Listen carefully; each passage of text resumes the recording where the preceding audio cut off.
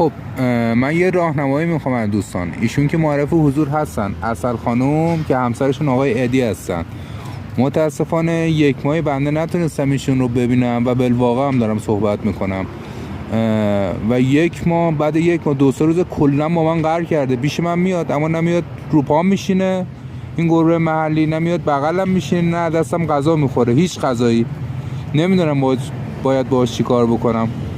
بهترین گربه ایه که دوستش دارم تو کل گربه های جهان و یه خصوصیت خیلی خاصی هم داره.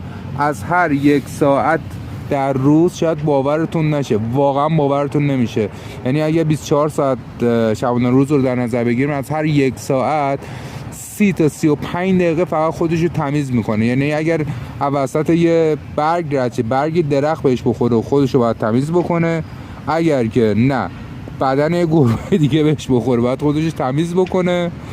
اگر هم همینجوری رو هم که داره میره باید وایسه هر 1 ساعت 30 تا 35 دقیقه خودش تمیز بکنه. حالا ببین تو طول روز این چند ساعت خودش تمیز میکنه.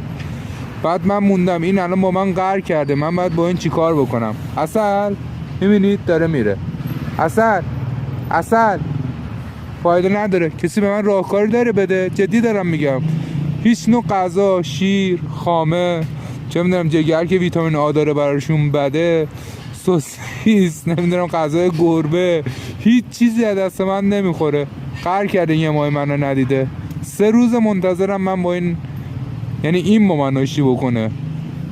اگر راهنمایی دارید لطفاً بکنید. عسل، بله اون گوشه نشستن، عسل خانم قهر کردن. بله با شما هستم، نگاه میکنی.